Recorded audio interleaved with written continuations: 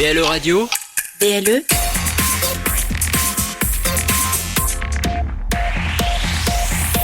Plus proche des Lorrains, BLE Radio. Vous écoutez BLE Radio partout en Lorraine sur bleradio.fr. BLE Radio. Game Trip FM, c'est tous les samedis de 11h30 à 12h30 sur BLE Radio. Wesh ma gueule. Wesh ma gueule. Check ça bien. T'as vu? Et bonsoir à tous, bienvenue. Vous adorez ce jingle, hein. Il est formidable. Bonsoir à tous, bienvenue sur Game Trip FM, la nouvelle émission spécialement et uniquement dédiée aux jeux vidéo sur BLE Radio, la radio la plus proche des Lorrains. La rédaction de GameTrip.net et nos invités vont décrypter chaque semaine l'actu des jeux vidéo évidemment, mais également le meilleur du rétro gaming, car Game Trip c'est avant tout la référence des jeux vidéo depuis 11 ans sur internet. Préparez-vous à embarquer avec nous dans le monde des petits et des gros bits et à faire un voyage dans le temps qui pourrait vous amener jusque dans les années 1970. Il est facétieux. Ah là là, à mes côtés aujourd'hui, j'ai Jay, le Lex Luthor des jeux vidéo qui va débriefer avec nous aujourd'hui l'actu écoulée ces derniers jours et le gros événement cette année. Bah cette année non, ces dernières semaines même. Ces dernières semaines, oui. Voilà, c'est la Gamescom qui s'est terminée donc il y a 2 semaines. Salut Jérém. Bonsoir. En un mot, la Gamescom c'est cette année, t'as suivi un peu? J'ai suivi forcément parce que c'est un petit peu mon boulot, il paraît. Oui. Et pas mal de nouvelles choses et on en parle juste après de toute façon. Exactement. Et aussi pour cette première, j'accueille Ben qui a mis son plus beau casque en fonte et ses lunettes thermiques pour nous raconter ses péripéties vidéoludiques dans son histoire au coin du feu qu'on écoutera tout à l'heure. Salut Ben. Oui, salut, bonne année.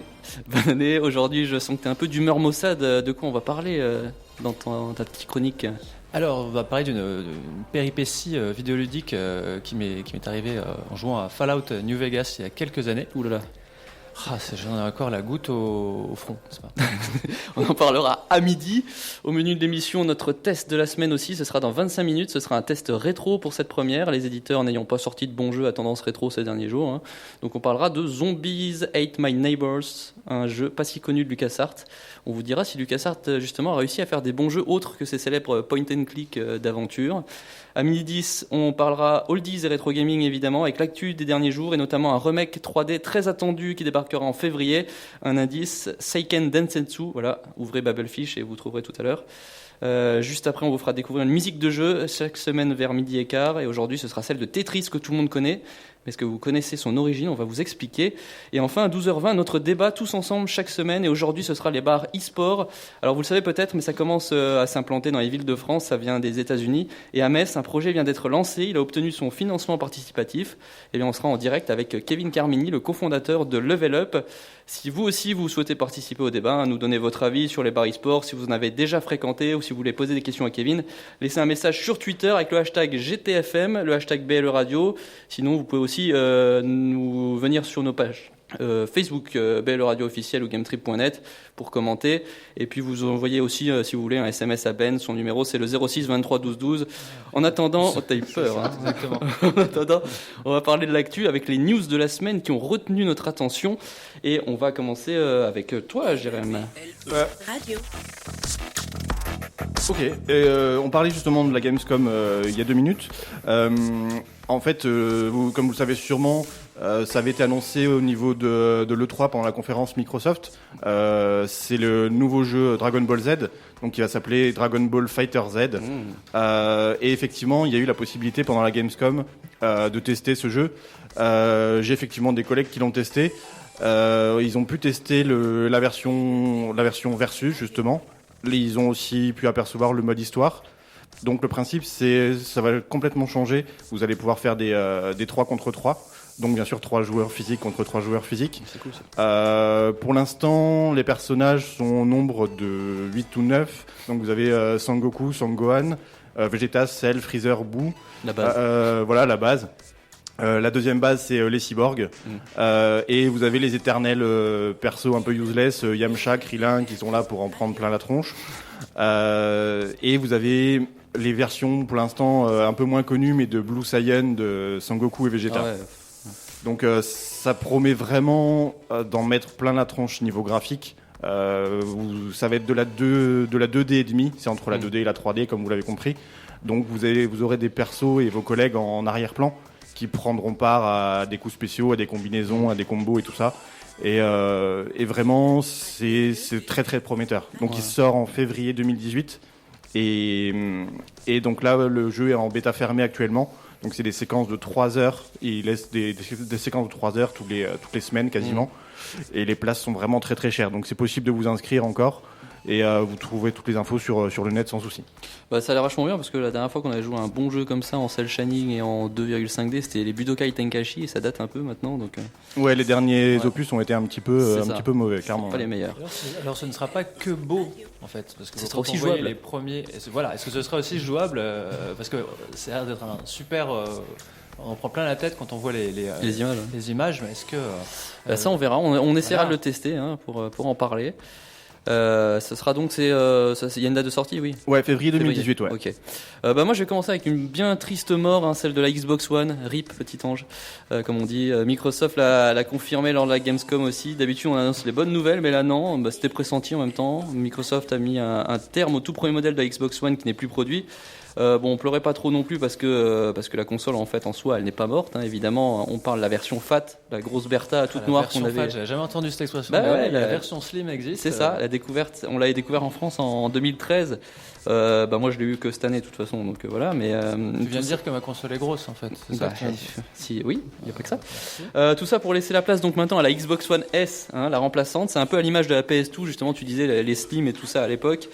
Et ceux qui veulent de toute façon ne pas trop pleurer peuvent acheter la Xbox One S qui sera en 4K il me semble. Et voilà, c'est. Ça nous donne envie. Non mais on va pas être trop triste non plus. Ben justement, vu que tu te fous de ma gueule, est-ce que tu as une info? Ah non. Ok. Merde. C'est ça. Ouais, alors news, alors tout à fait. À la Gamescom, on a eu un petit peu un aperçu de Call of Cthulhu, qui est un jeu donc qui est prévu pour la fin de l'année, qui est inspiré, comme vous l'avez peut-être deviné, de l'univers de H.P. Lovecraft. Excellent univers. Excellent univers, assez dark et très prenant. Où les personnages rôdent toujours aux abords de la folie. Et justement, dans ce jeu, alors qui est plutôt une adaptation du jeu de plateau, jeu de rôle plutôt, du même nom, sorti en 1981, on sait maintenant qu'on incarnera donc un détective privé qui débarque sur une île où est morte une petite fille dans l'incendie d'une grande demeure. Et évidemment, des choses étranges commencent à arriver tout de suite. On est vraiment dans un univers qui a l'air très très prenant, graphiquement déjà, parce qu'on a surtout des images. Voilà, c'est en tout cas, il y a hallucination au menu et tout ce qui s'ensuit. Et donc, on a une barre de folie qui monte plus ou moins selon ce qu'on fait comme enquête, selon les indices, les endroits qu'on explore, etc. Et on peut donc avoir de plus en plus d'hallucinations, mais peut tout de même continuer à jouer et finir tout à fait le jeu en étant complètement taré. Voilà, c'est super prometteur. Moi, j'adore cet univers, donc j'attends avec impatience de savoir un peu plus. Et c'est du typique Lovecraft, ça va être un super jeu, je pense. Jérémy. Alors on va sortir de la Gamescom et on va revenir à ce qui s'est passé vraiment cette semaine. Pour les amateurs, ils attendaient ça clairement avec impatience. Donc ce 6 septembre, donc c'était il y a 3 jours maintenant, Destiny 2 est enfin sorti sur console, enfin sur Xbox One et PS4. Par contre, donc les joueurs PC devront attendre jusqu'au 24 octobre, donc ce qui fait quand même une sacrée différence.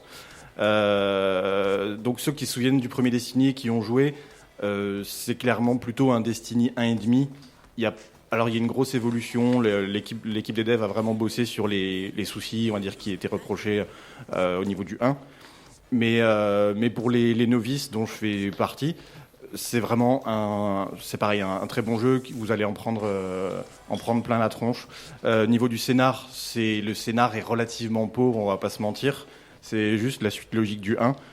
Et vous aurez accès aux 3 mêmes classes. Donc c'est un MMO FPS, c'est relativement rare comme jeu, donc n'hésitez pas vraiment à tester.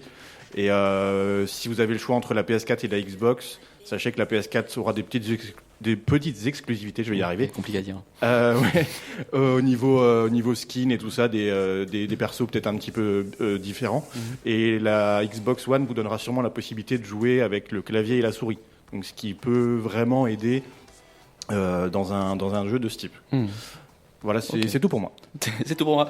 Moi, je vais faire une petite news sur FIFA 18. Je sais que vous l'adorez. Des trailers et des infos qui n'ont pas arrêté depuis l'été. On en a vu partout. C'est la tête de pont d'IA chaque année. forcément, on n'a pas arrêté d'en parler. En 2 mots, c'est toujours plus beau, c'est toujours plus hollywoodien dans la création. Il y a des modélisations magnifiques, des tatouages sur les joueurs, le face design, des veines saillantes, des sueurs perlantes, le nez qui coule lors des matchs d'hiver, le petit souffle qui sort de la bouche quand il court. Enfin, c'est parfait à chaque fois. Le truc vraiment intéressant et nouveau, mais qui ne changera fondamentalement rien du tout, c'est le mode carrière et les transferts. Alors, je sais pas si vous avez vu les vidéos. Premier truc, il y aura une espèce de roleplay maintenant autour de la carrière avec une version gestion de joueurs, de l'argent, de la clause libératoire. Il faudra aller discuter avec le représentant du club, l'agent du joueur. On arrive sur un mode quasi Mass Effect où il y aura une roue où il faudra négocier. Carrément un mode Mass Effect, quoi. Bah, en même temps, tout ça c'est basé maintenant sur le nouveau moteur d'EA qui est le moteur Frostbite. Avant c'était le Linit, je sais plus quoi, VR. Non, Linit Engine. Maintenant c'est Frostbite et ça a été créé par DICE pour Need for Speed, Battlefield 1, Star Wars Battlefront. Donc là on n'est plus sur un jeu de foot, on devient vraiment sur un monde à part entière d'Electronic Arts et ça permettra d'ajouter un peu de roleplay dans le jeu avec des animations sur les transferts, les joueurs du mois, les trophées, les carrières. Et puis ce qu'on a vu aussi c'est le retour d'Alex Hunter dans le mode histoire justement. Alors on le retrouve dans le club où vous l'avez envoyé la semaine dernière, donc c'est le mode histoire, c'est un espèce de mode roleplay justement où vous jouez un personnage, sa vie, tout ça, et apparemment maintenant il y aura une histoire avec sa mère qui devient son agent, des histoires de cul. C'est Kylian Mbappé en fait. Ouais c'est ça, mais franchement c'est basé à la base c'était basé sur Anthony Martial l'année dernière. Des grosses bagnoles et tout. Et exactement. Fait la ligne de fond. Et apparemment selon les vidéos, ce que j'ai compris c'est qu'il y a même des histoires de cul qui vont venir parasiter un petit peu sa carrière. C'est GTA en fait un peu. Ah c'est devenu vraiment un jeu à part entière. Pour le reste honnêtement on s'en tape parce que chaque année si on choisit FIFA si on choisit plutôt FIFA que PES, c'est pour les licences et la beauté du machin, mais ça bouge jamais. Perso, je crois pas forcément en toutes les annonces sur les nouveaux gestes techniques et l'IA qui a été rehaussée comme chaque année. Oui, mais bon, on verra ça. On dit ça à chaque fois et c'est toujours la même chose. Mais en tout cas, ça sort le 29 septembre et on le testera dans GTFM le 30 septembre. Donc la prochaine. Peut-être un nouveau public alors pour ce jeu, quoi. Oui, on verra ça sans doute dans 2 semaines. On n'a peut-être pas le temps pour une dernière news, on va juste parler très très rapidement. Alors, t'as un truc à dire? Oui, alors j'en ai pour 30 secondes. Ouais. C'est pour les amateurs de Total War, donc la licence très connue de jeux de gestion. Il y avait Total War Warhammer qui était sorti il y a maintenant 2-3 ans. Et vous aviez accès aux nains, aux contes vampires et à l'Empire justement. Le 2 a été annoncé il y a quelques mois maintenant et vous aurez donc 4 nouvelles races. Vous aurez les hommes lézards, les hauts elfes, les elfes noirs et a priori les Skaven. Donc si vous avez joué au premier épisode, vous ne serez vraiment pas dépaysé si vous aimez le thème, on va dire, général de Total War. Donc la gestion de toute votre civilisation, vous allez vraiment adorer cet opus-là. Et donc qui est prévu pour sortir fin 2017. Ok, parfait. Merci messieurs pour ces news pas très oldies. On va parler des oldies juste après. Et en attendant, on va partir on va pas aller du côté, comme tu aimes dire Ben, des coups de cœur et des coups de gueule de la rédaction. Les coups de cœur et les coups de gueule. Alors, on va commencer avec toi Ben. Alors, mon coup de cœur, c'est un jeu dont on a pu, pareil, voir quelques images et qui est prévu pour bientôt, en fait, le 29 septembre, sur PC et Xbox One, qui s'appelle Cuphead. Ah, magnifique, le studio MDHR de petits Canadiens qui nous ont concocté un jeu de run and gun, mélange de shoot'em up et plateforme, en gros, à la Metal Slug. Dans un univers formidable. J'aime beaucoup les univers. En général, l'univers, c'est quelque chose qui m'intéresse beaucoup.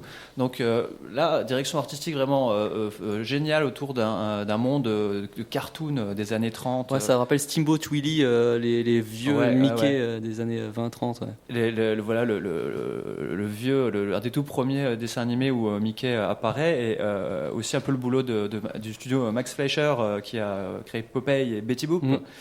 Donc voilà, hyper riche, très très diversifié. Bon, c'est animé un peu mieux qu'un dessin animé des années 20. Hein. Ça speed pas mal en fait. C'est assez dynamique et tout. Il y a plein des sprites sont super bien foutus. C'est un coup de cœur. Ok, on essaiera de le tester dès qu'il sortira. Jérém. Alors moi, la différence de Ben, ça sera plutôt, vu mon caractère, ça vous étonnera pas trop, c'est plutôt un coup de gueule. Étant, on va dire, dans le monde de l'e-sport, alors c'est relativement décrié par certains et acclamé par d'autres. vous allez pouvoir assister à partir d'octobre prochain à une magnifique émission sur C8, donc la chaîne de Cyril Hanouna, notre animateur préféré. Donc vous pourrez assister à une émission le dimanche soir, ou le lundi matin, on va dire à 0h30, animée par la magnifique et intéressante Capucine Anav, donc qui fait partie de son crew, voilà, de chroniqueurs de Touche pas à mon poste. Qui est très qualifié en la matière, visiblement. Oui, c'est effectivement une. J'ai un bac plus 2 en TPMP. C'est pas donné à tout le monde. Et donc elle va animer un magazine qui va s'appeler eSports European League. Donc comme vous l'avez compris, ça sera basé sur un jeu de foot. Alors on a l'habitude des compétitions de FIFA 18. Là, ça va être PES 18, un jeu que personne n'a jamais vu sur la scène. Mais voilà, ça sort de l'espace. On se demande ce qu'ils font. Après, donc, il paraît que c'est une émission relativement engagée, donc je vais m'engager.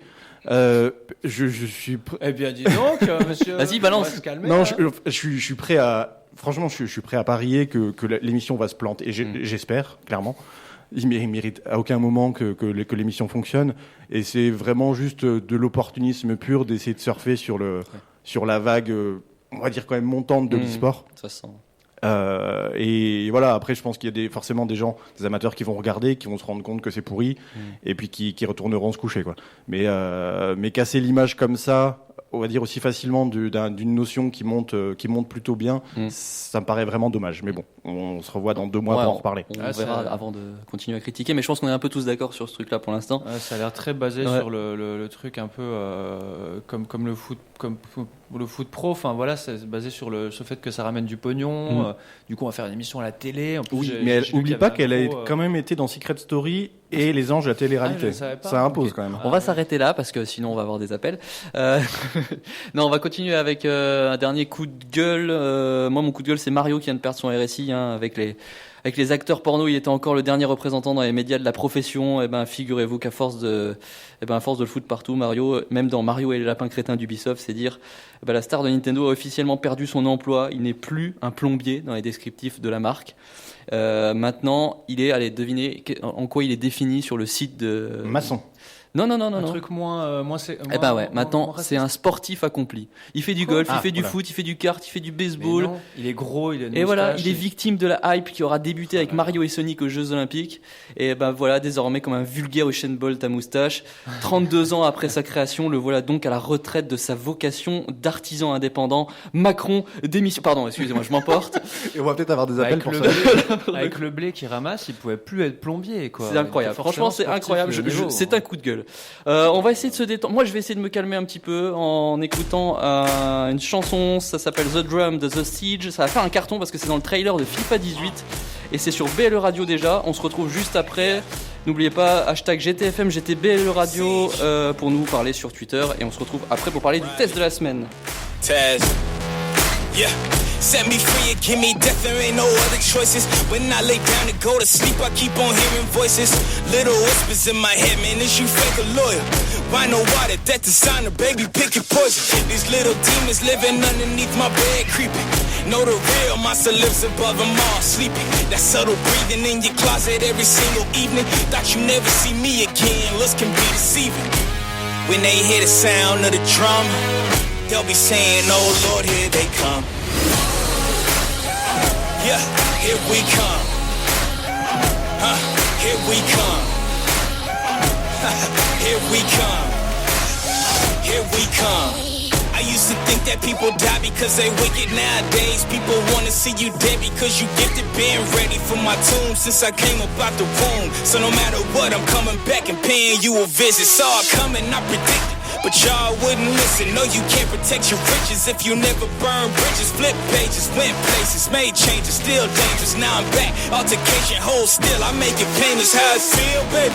When you say you love me, is it real, baby?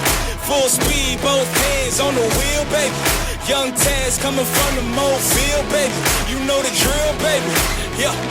And when you hear the sound of the drum, we'll be saying, here we come. Yeah, here we come. Hey, here we come. Here we come. Here we come. Yeah, here we come. Hey, here we come. Hey, here we come. Here we come. BLE Radio, BLE, votre radio de proximité. Nous sommes de retour sur BLE Radio pour écouter l'ami Ben qui va nous parler du test de la semaine. Et cette semaine, on va parler d'un jeu oldies du coup, puisqu'il s'agit de Zombies Ate My Neighbors. On écoute un petit peu. Ah, la petite musique du niveau 1 de Zombies Ate My Neighbors, Je connais par cœur. qui s'appelle en fait Zombies en France, puisqu'elle a été censurée, parce que c'était extrêmement violent, les zombies ont mangé mes voisins. Oh là là, les enfants allaient manger leurs voisins C'était probablement. en quelle année? En 1993, Ah le ouais, 19 voilà. juillet précisément, Ah ouais, voilà. les enfants étaient complètement fous, donc Il y a il eu fallait des faire attention. plaintes, il y a eu des appels nombreux. C'est LucasArts qui a développé ce jeu. Konami qui l'a édité, et donc c'est un hit and run qui a pas mal marqué le genre, hein, je pense, parce que c'était vachement bien. Et le but c'était de. Mais non, mais le pire, et c'est voilà, qu'il est pas c'est très tout. connu, je trouve. Ben ouais, il est un peu connu un peu Bah, comme des- The Fireman dont on avait déjà parlé Ouais. aussi entre nous, qui est un hit and run aussi. Il gagne effectivement à être connu. Oui. Il est connu des fans, voilà, de Nintendo, on va dire. Donc l'objectif de ce jeu, c'est simple, il faut sauver ses voisins suite à une invasion de zombies. On incarne deux gamins, Zeke et Julie, au choix, donc, qui sont armés de leur pistolet à eau bénite pour dézinguer du zombie. Mais Ça a l'air on génial. va vite voir qu'il n'y a pas que des zombies qui ont envahi le monde. Il y a Cyril Hanouna aussi à la télé. Cyril Hanouna, des Cyril Hanouna géants. Le monde, c'est une babas. petite banlieue résidentielle américaine qui est caricaturée avec ses voisins, le gros qui flotte dans sa chambre à air de camion dans la piscine, l'institutrice moche, il y a les gros touristes avec leurs appareils photo, etc. Donc Japonais. il y a beaucoup d'humour hein, dans ce jeu, hein, ça c'est Bah, c'est du clair. LucasArts, hein. C'est que ça en fait, ça reprend plein de références des films d'horreur. Donc je disais qu'il n'y avait pas que des zombies, il y a des Jason avec des tronçonneuses. D'ailleurs les tronçonneuses dans la version américaine transformées en hache. Mhm. Parce qu'apparemment c'était plus violent une tronçonneuse qu'une hache. Donc, j'ai jamais comparé moi de prendre un coup de tronçonneuse ou un coup de hache, je ne sais pas ce qui fait le plus mal. Eh bien, nous testerons la semaine prochaine. Voilà, c'est ça. Il y a des créatures du lagon, il y a des vers géants, des bébés géants, des extraterrestres, des poupées de Chucky, des momies dans des environnements divers et variés, des pyramides, des châteaux, des supermarchés, plein d'armes. Ça partait bien, la c'est des profusion. pyramides, des châteaux, Des des pyramides, maisons hantées, des des châteaux. supermarchés. C'est ça. Mais c'est super, c'est hyper coloré. Les graphismes donc ont vraiment une patte inimitable avec des sprites qui sont un peu grossiers mais ils sont stylés, on voit tout de suite les Chucky, on les reconnaît tout de suite par exemple, donc ça c'est l'essentiel. Et puis ouais, on a aussi des usines de jouets, des bords de mer. Donc un univers complet bourré de références aux séries Z et au ciné d'horreur, comme il y a marqué sur ma fiche. Comme c'était écrit au dos de la jaquette. C'est ça. Niveau son, vous l'entendez, musique simple mais entraînante. C'est assez foufou, assez délirant dans le ton parodique du jeu, 8-bit. avec des petits bruitages fun, des bruitages qui font un peu mal aux oreilles des fois, mais ça va. Le gameplay est un peu raide, dans le sens où je crois qu'on peut pas marcher en diagonale par exemple, et des fois, comme le jeu est assez dur, on est coursé par une foule de bestioles, ça arrive un peu dans tous les sens. Et c'est difficile de se barrer rapidement, ramasser les nombreuses armes et items aussi, c'est pas facile, il faut vraiment passer direct dessus. Sur l'échelle d'un Tintin au Tibet, tu le mets à combien? Non, ça va, on est quand même pas là. Il faut, voilà, on a des petites mauvaises surprises comme ça. De plus, ouais, petit problème de hitbox donc, et l'inventaire, à cause de la richesse des armes et des objets. Avec la manette, c'est difficile, il faut fouiller, il faut faire défiler en fait tout son inventaire comme un fou alors qu'on se fait attaquer, c'est pas évident. Il s'arrête pas alors, parce que la particularité de Resident Evil, c'était que ça s'arrêtait pas quand t'allais dans ton inventaire. Oui, tu vois. Ah oui, puis tu voyais plus rien et t'entendais Oui. et tu te faisais bouffer. Parce qu'il y a une super vidéo sur YouTube, je sais pas si vous avez vu, qui tourne en ce moment, où tu vois vraiment ce que ça ferait si ça se passait vraiment dans la vie. Donc tu vois les zombies qui sont en train d'attaquer un mec, et un mec qui fait « Attends !»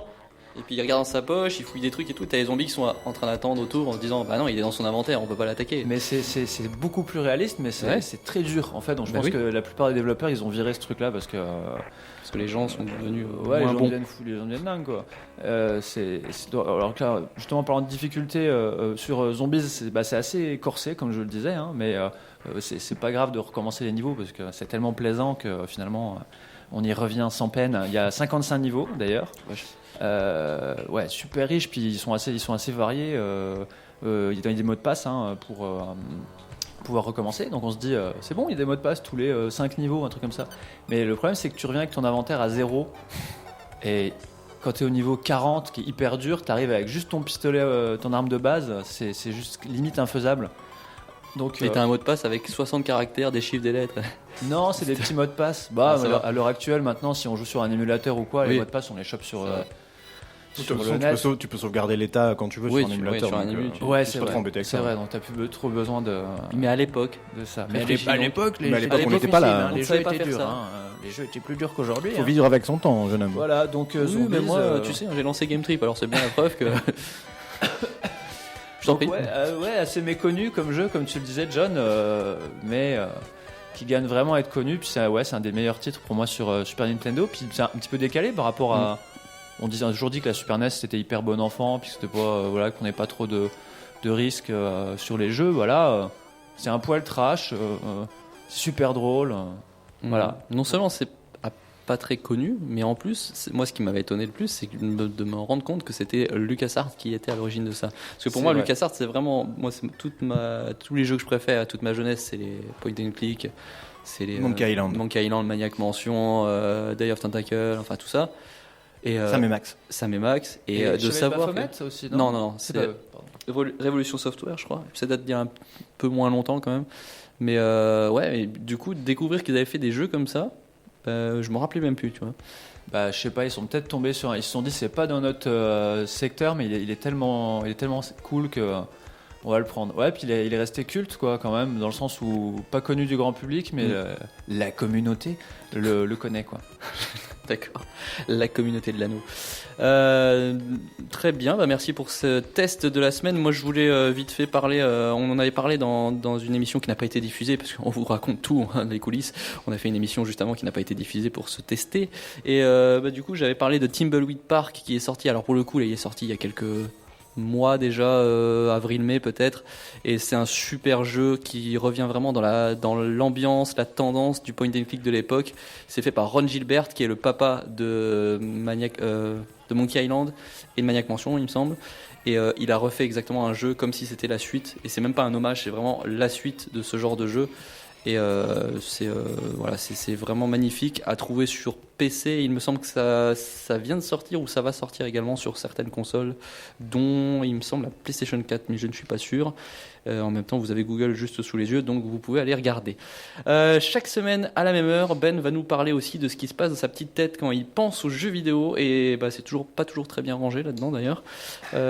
Surtout quand il se passe des vilaines choses qui le tracassent. Ça va être dans quelques secondes la chronique de Ben. L'histoire au coin du feu de Benjamin.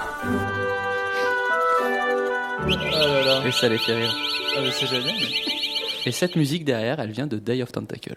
Voilà. Oh là là, le lien, le mec fait la connexion avec tout ce qui est tellement bien fait cette émission. Ah, c'est un métier. On dirait pas. Je suis ému d'avoir mon propre jingle. Les petits oiseaux, ça m'apaise un peu. Voilà. Explique-nous ce qui s'est passé ce week-end. Tout vous dire, c'était très dur. Donc j'ai choisi de vous conter une de mes aventures qui m'est arrivée en jouant à Fallout New Vegas, RPG post-apocalyptique développé par Obsidian et sorti en 2010. C'est une de mes aventures telles qu'on peut les entendre dans les bouches du strip de New Vegas ou au coin d'une ruelle de Freeside, tandis que l'on partage pépouze une seringue de jet. C'était une journée comme les autres dans les terres dévastées du Mojave. Je venais d'achever une quête dans une grotte paumée où un vieux m'avait attribué une belle armure pour la peine. C'est là que l'histoire se transforme en récit digne des aventures de Perceval pendant la quête du Graal. Pas celle de Chrétien III, celle d'Alexandre Astier. Donc en sortant de la dite grotte, voilà que je tombe sur un autre vieux qui m'offre une autre armure bien balèze, celle-ci aussi. Alors vous allez me dire, c'est formidable. Mais formidable. Il faut savoir... Voilà, j'avais bien. Il avait l'air mystérieux, le vieux, on est d'accord. Oui, il était mystérieux, il était irradié, quoi, déjà. Donc, c'était Fallout, donc une bonne sale gueule.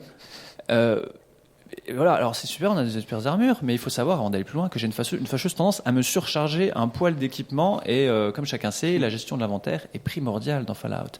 Notamment parce que lorsqu'on est surchargé, on marche à 2 à l'heure, mais vraiment à 2 à l'heure. C'est pas possible de marcher aussi lentement dans la vraie vie, on peut pas.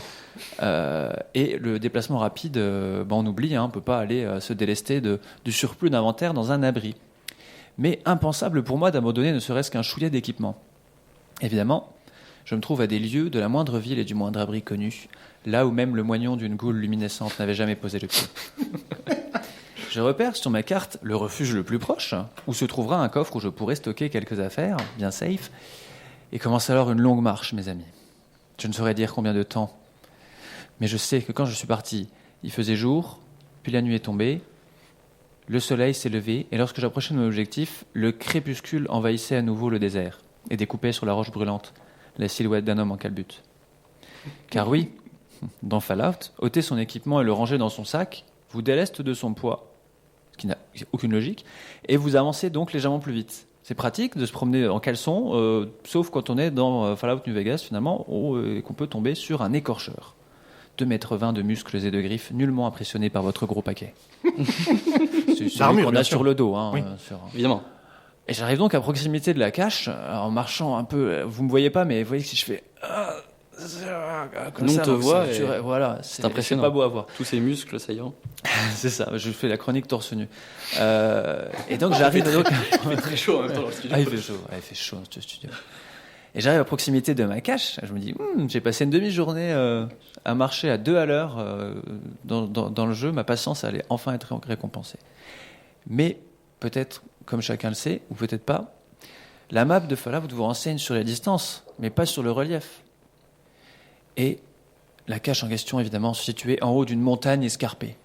J'arrivais à son pied. Je me trouvais face à une paroi abrupte et il fallait choisir, contourner par la droite ou par la gauche pour espérer trouver rapidement le chemin vers les sommets. Et évidemment, j'ai dû faire quasiment tout le tour du détestable promontoire rocheux avant de trouver l'accès à la ville cahute qui constituait l'un de mes abris. Le croyais-je, cependant, car dans mon sac à dos bien rempli, nulle trace de la clé que j'ai bien sûr omis d'emporter. La clé, mais la clé. C'est donc une nouvelle marche interminable. C'était pas une chemise, mais c'était un petit peu mou. Voilà, j'attendais que tu la fasses. Voilà. Une chemise, mais c'est mou, c'est vrai que c'est mon bien. Et moi, j'étais en caleçon. J'avais un caleçon. Voilà, j'avais un caleçon. Et donc, j'ai entamé une autre marche interminable, encore une demi-journée en temps réel pour retourner jusqu'au Strip et à mon abri du Casino Lucky Thirsty Hate de New Vegas, où je goûtais ensuite un repos bien mérité, aux côtés des grosses putes du Gomorrah. La morale de cette pauvre histoire... Dit-il alors que les cloches sonnent. La morale de cette pauvre histoire, c'est que quand tu te retrouves à poil sans tes bottes, il faut avoir de l'imagination pour trouver une chute rigolote. Quelle morale. Ouais. Et quel poète. Bravo. Merci. Merci beaucoup. Merci Ben pour Tu mérites d'avoir ton jingle. Oui, voilà, tu le méritais vraiment, ce jingle. Tu l'as longtemps mérité. Je suis heureux. Et j'espère que la semaine prochaine, tu pourras nous conter d'autres péripéties tout aussi facétieuses. On verra. Peut-être la mort de Poutine. C'est un truc qui t'est arrivé ? Ouais, c'est un vrai truc. Ah, mais c'est ton chat, Poutine. Non, c'est pas mon chat. On en parlera la semaine prochaine. Vous verrez. D'accord. En attendant, on va écouter une musique qui va ravir les papilles et les oreilles de nos fidèles auditeurs, puisque c'est une chanson qui est issue de la bande sonore de Tony Hawk Pro Skater 2 à l'époque. Ça s'appelle You, the Bad Region. Et on va se boire un petit verre de Salvetta. There's a place where everyone can be happy. It's the most beautiful place in the whole fucking world. It's made of candy canes and planes and bright red choo-choo trains and the meanest little boys, most innocent little girls. And you know, I wish that I could go there. It's a road that I have not found.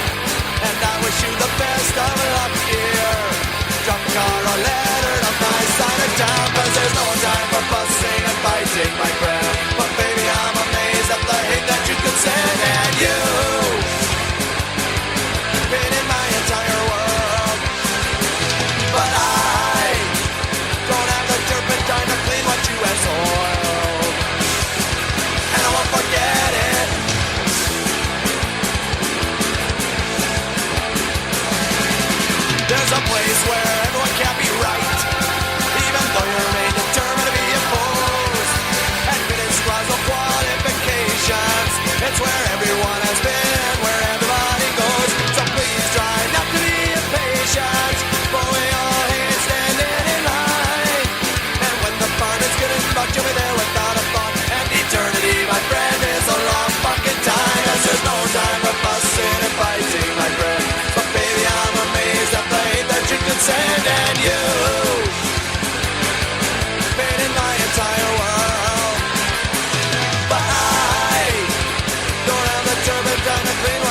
soil. And I won't forget it.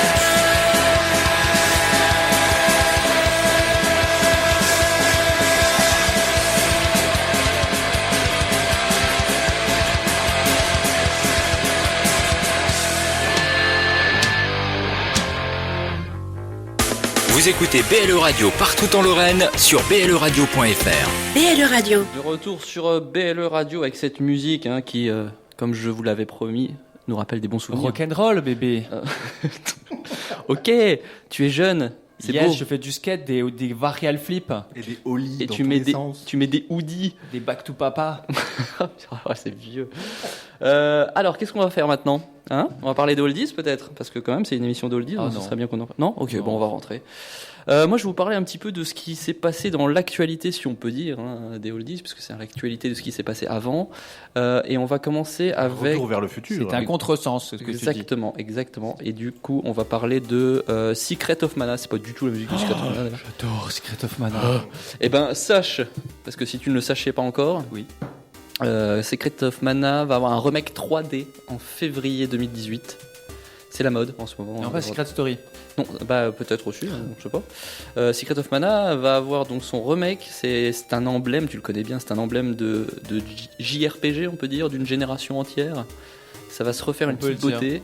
Ce sera le En 15. 3D. Ouais, le 15 février 2018. Donc c'est donc le best-seller de Square Enix qui sera relancé en 3D sur PS4, PS Vita et PC. Et ce sera pour une sortie mondiale en Mondovision. Ouais, c'est ça, un Mondovision. En odorama. En odorama et en Mondovision. Alors en plus de l'adaptation en 3D des graphismes, évidemment, la musique sera réorchestrée. Donc on va avoir aussi une musique 3D, on va dire. Je crois que c'est par un orchestre, comme d'habitude, ça doit être soit l'orchestre de Prague, soit l'orchestre de Londres, l'orchestre philharmonique de Londres, un truc Il comme n'y aura ça. pas la chorale des mecs qui reprennent les musiques de L'armée jeu là, rouge. qui font là là Game of Thrones c'est tout non Merde. Ah, ils sont bons aussi, Ils sont très bons. Faudrait leur demander. Donc en plus Lucas de ça, Arbogast. On va les inviter. Lucas Arbogast, évidemment, très très grand compositeur de musique de film et de jeux. Et alors, donc en plus de la musique et des graphismes, eh bien, vous pourrez de nouveau jouer avec deux amis. Bah, déjà, faut en trouver deux. Et, Faut avoir deux amis. voilà, parce que vous pourrez jouer en local à 3. Alors, je sais pas si ça existait déjà dans le premier Secret of Mana, il me semble. Non, Non. t'avais beau avoir le multipad, le multitap, machin, tu pouvais pas, non. Tu peux jouer Et ben maintenant, à deux. tu pourras jouer avec deux copains, tant et si bien que vous en avez. Donc. Youpi. Et les précommandes débutent, ont débuté le 25 août à environ 50 €. Et voilà. Donc, en gros, pour février 2018, on choisit entre ça et DBZ, enfin le nouveau DBZ. Ou les deux.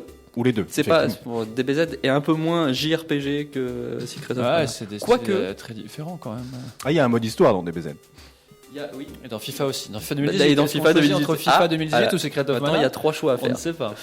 Autre petite news que je vous ai récoltée cette semaine. Évidemment, toutes ces news, vous les retrouverez si après, aussi avant, si dessous sur gametrip.net.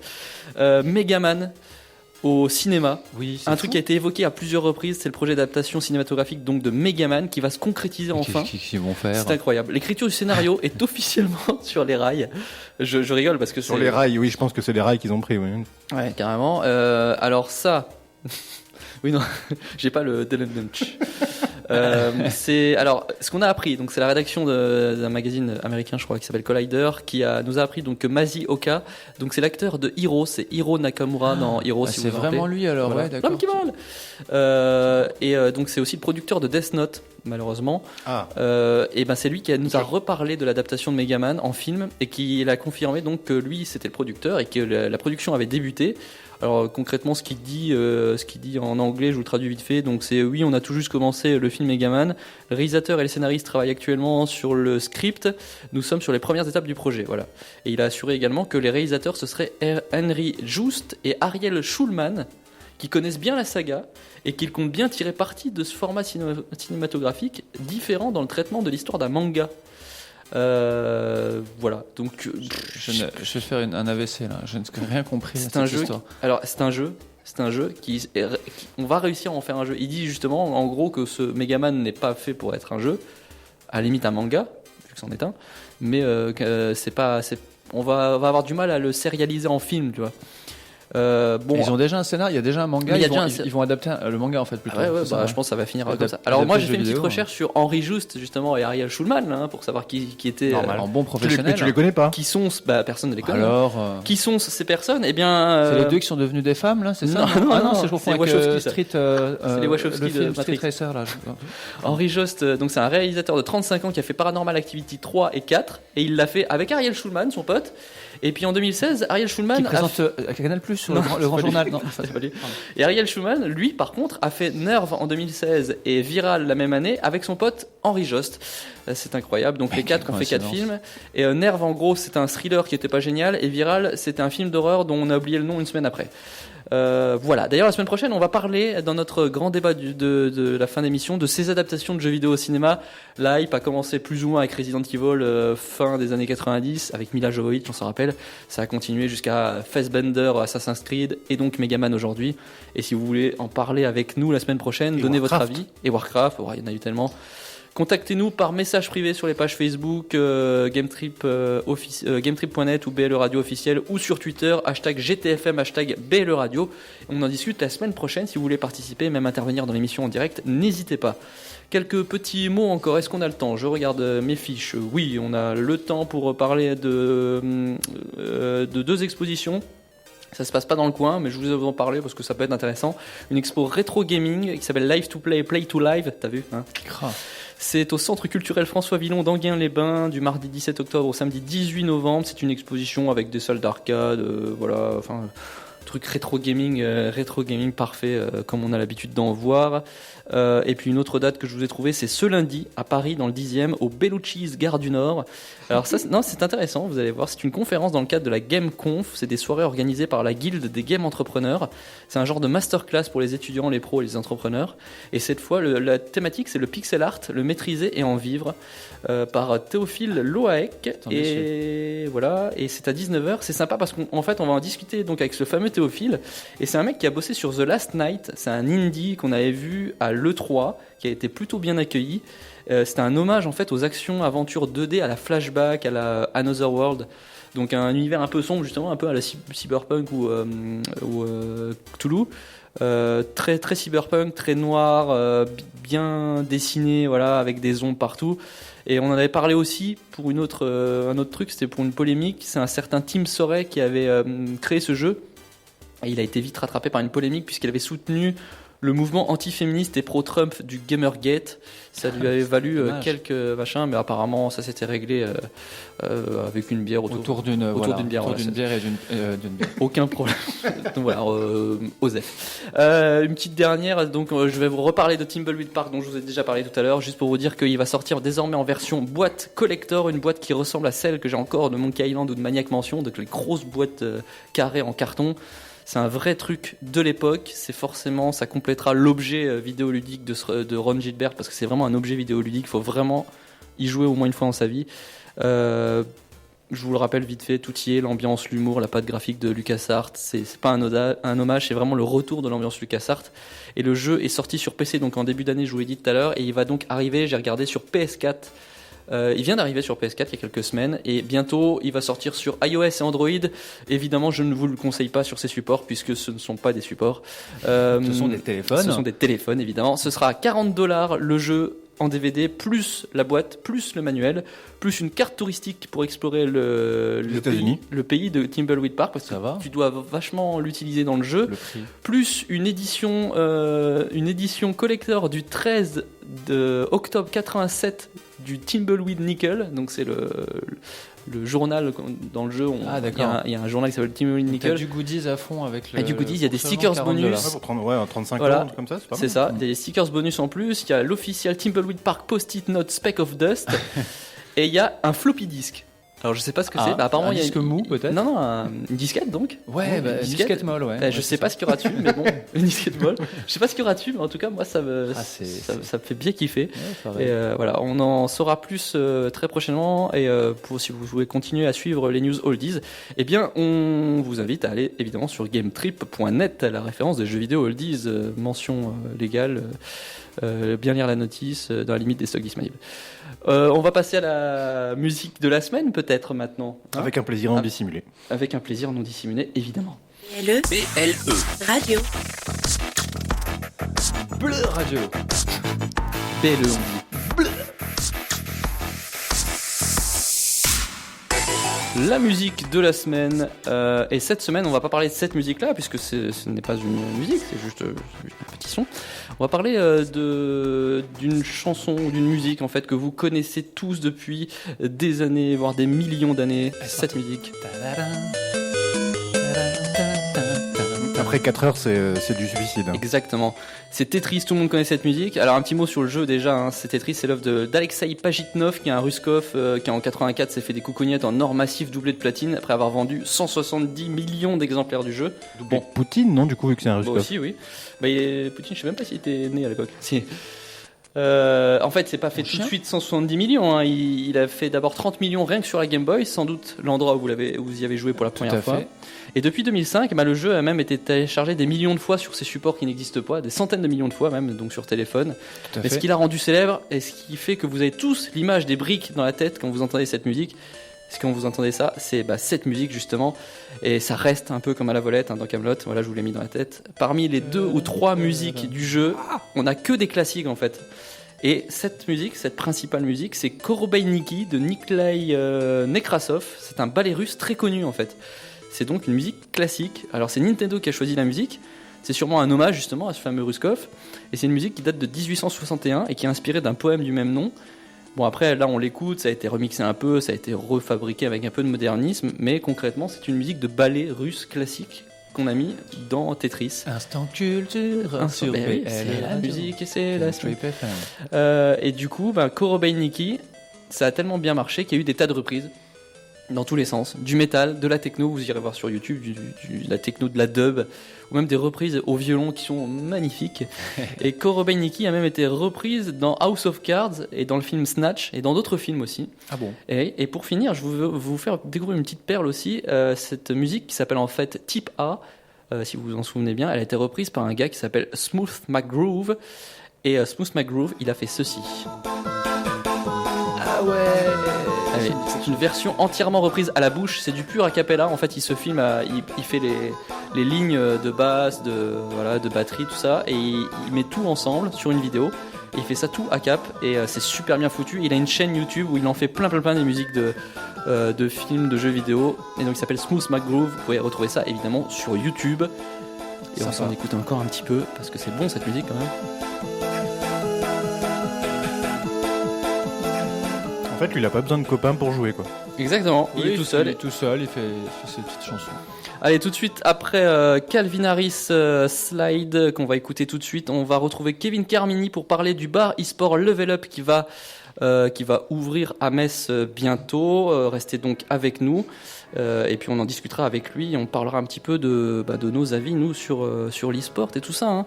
On se retrouve juste après, c'est Calvin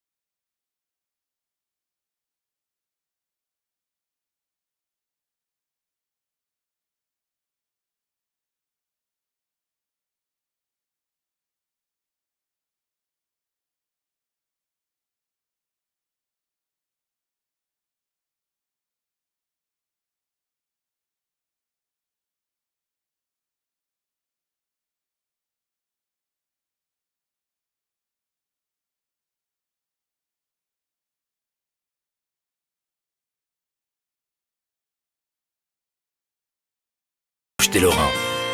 Plus proche des Lorrains.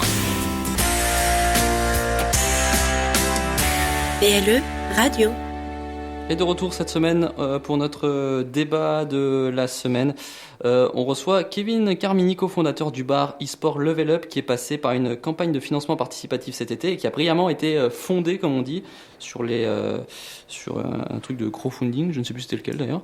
Qu'est-ce qui se manque? Ouais. Voilà, avec sa copine Constance, ils ont lancé ce projet dans le secteur messin et ça commence à bien prendre. Bonjour Kevin. Bonjour tout le monde. Salut. Kevin. Est-ce que je suppose que tu es content de cette campagne de financement, non? Tu as dépassé l'objectif prévu? Écoutez, oui, absolument. C'était vraiment la grande surprise pour toute l'équipe. À la base, c'était vraiment quelque chose qui a été lancé pour voir si le projet suscitait vraiment de l'intérêt.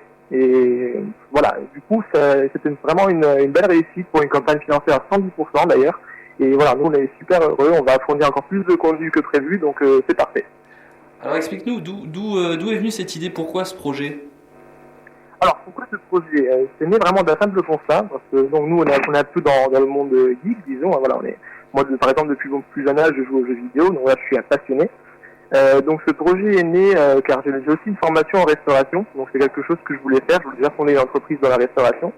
Et là du coup après Metz Story qui s'est déroulé à Metz, c'était la première édition qui a réuni en 2 jours 13 000 personnes, donc de la culture, on va dire, japonaise et gaming, gamme d'histoire.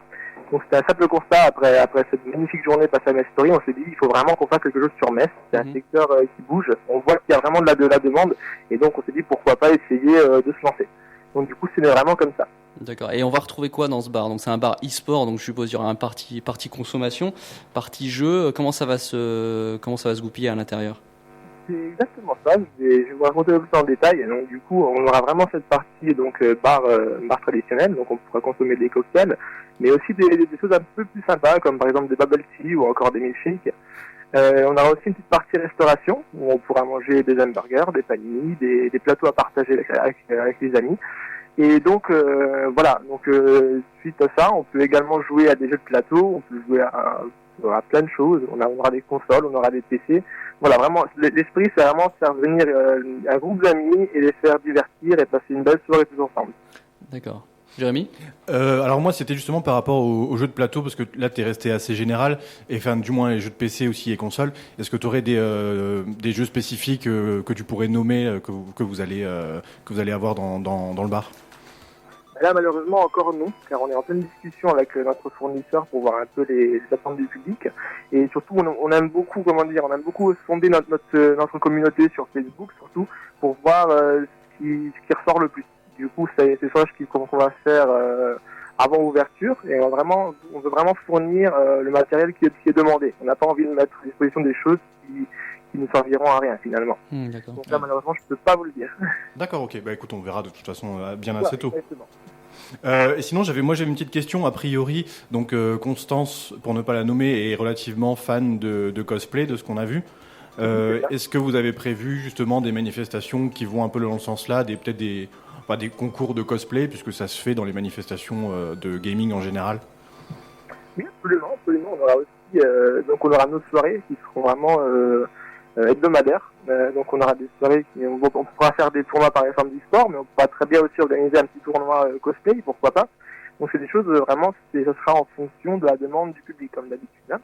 Ah, ça a l'air très participatif, hein, le principe. Voilà, t'es basé. En gros, vous avez une communauté. Alors, il y a ceux qui ont participé au crowdfunding, qui sont un peu des interlocuteurs pour vous deux.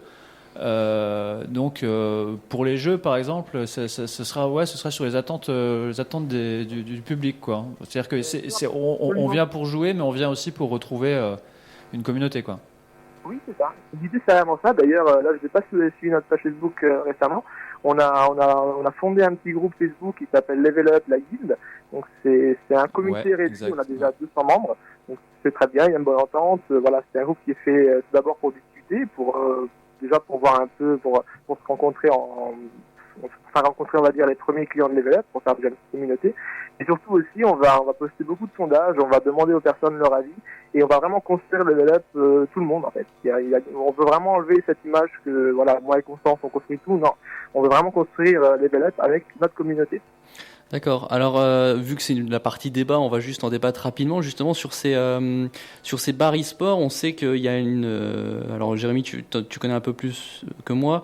Il y a une franchise qui existe, c'est ça déjà Oui, j'imagine que du coup, Kevin, tu connais la franchise Meltdown. Oui, absolument. Oui. Qui est donc, entre autres, à Strasbourg pour la plus proche. Et ma question, c'était un petit peu... pourquoi ne pas avoir directement pris une franchise Meltdown parce que tu voulais vraiment avoir ta boîte à toi, c'est ça? C'est une très très bonne question qui tombe très souvent. On me le demande énormément. C'est la question qu'on me pose le plus.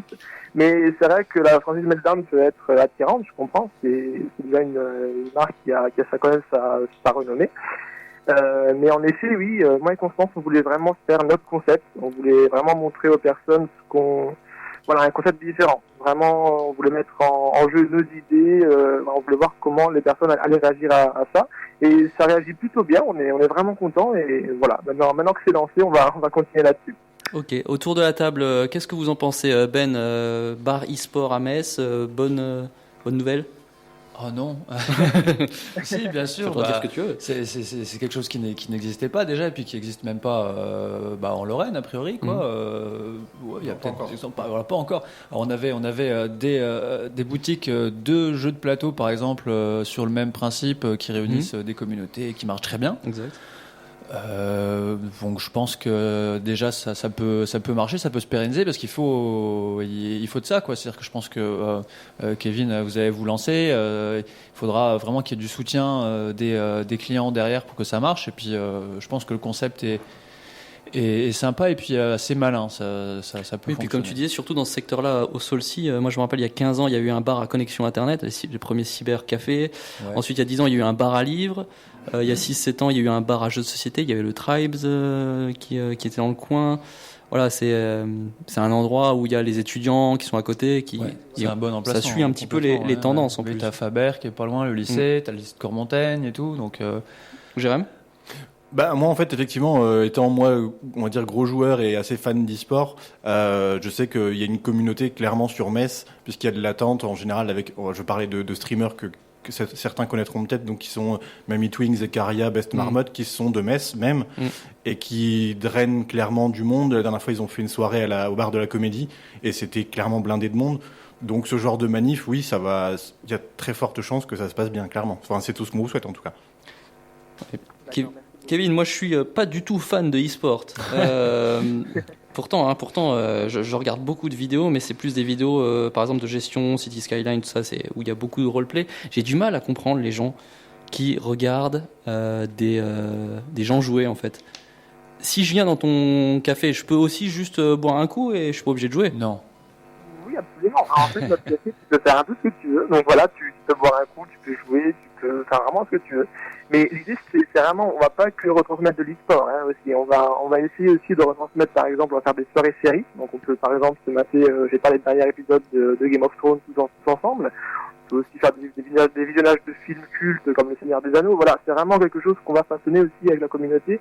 C'est un bar e-sport, mais comme je dis toujours, c'est un bar e-sport et fantasy. Faut pas oublier ce côté fantasy parce que c'est vraiment, c'est vraiment un côté qu'on veut aussi mettre en valeur. C'est un bar geek, quoi. C'est ça. C'est un bar geek, en gros, c'est ça. Le côté e-sport, il est vrai qui prédomine un peu, mais il y a tout le côté geek à côté, absolument. Ok, alors on le rappelle, ce sera où? Ça ouvre quand? Alors, ça ouvre quand? Ça va ouvrir, si tout va bien, donc courant octobre, au plus tard novembre. Donc espérons que tout se passe bien.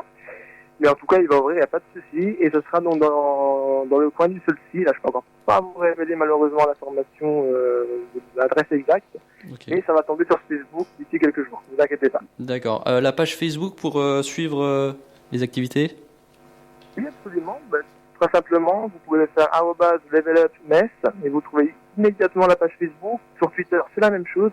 Et si vous tapez Level Up Metz sur Google, vous tombez sur tout, sur le site web, sur la page Facebook, sur le crowdfunding et sur le Twitter. Parfait, merci Kevin. Donc, on le rappelle, tu vas ouvrir avec ta copine Constance le bar Level Up Metz. Donc, on essaiera de suivre ça. Bon courage à toi, bonne continuation. Merci beaucoup. Bonne continuation à vous aussi, merci de m'avoir invité. Et on se verra sûrement là-bas. On passera te voir. Exactement, on fera peut-être même un direct de là-bas. D'accord, merci beaucoup. À très bientôt. À très bientôt. Bisous. Salut. Bisous, au revoir. Et donc à noter également, juste pour continuer là-dessus, qu'à Frémin, il y a une école e-sport qui va ouvrir. Hein, c'est un peu comme sport-études, ce sera une formation professionnalisante pour les gamers. Et c'est la 4e ville de France à le faire. Donc comme quoi, hein, vraiment, l'e-sport, ça commence à vraiment marcher partout. Ce sera pas que pour jouer, hein, on formera aussi des community managers ou des blogueurs ou des choses comme ça. Avec les très attendus cours de manette. Il y aura des cours de manette et il y aura un internat obligatoire pour faire partie de la communauté. Ça fait un peu flipper. Et il y aura un loft géant pour travailler avec des petits gamers. Ce sera filmé, on pourra les regarder vivre et tout. Je sais pas, mais ce sera à Frémin. Ça s'appelle une gaming house. Mais ça vient de commencer avec en fait. tout le chômage qu'il y a en même temps. BLE Radio. On se retrouve donc la semaine prochaine. N'hésitez pas à continuer à nous contacter. J'ai été coupé quoi. Ben oui, parce qu'il est 12h33 et qu'on a fini. Hein. Hashtag GTFM, hashtag BLE Radio pour nous interpeller. Également les pages Facebook BLE Radio officielle ou gametrip.net. Et puis on se retrouve évidemment la semaine prochaine en compagnie des invités s'il y en aura. On ne sait pas encore. Parce qu'on va parler de jeux vidéo au cinéma. On verra si on arrive à avoir des gens qui veulent parler avec nous de ça. Peut-être Steven. Peut-être Steven s'il est chaud. Ouais. On verra. En attendant, Et Spielberg. Oui, pas Steven Seagal. En attendant, on se retrouve en podcast sur gametrip.net la semaine prochaine et en rediffusion mardi soir 19h30 sur BLE Radio, www.blradio.fr. Merci à vous, merci à notre invité Kevin d'avoir été là et merci à vous Ben Mais de et rien. Jérôme. Serviteur. On se retrouve la semaine prochaine. Ciao. Salut. Radio.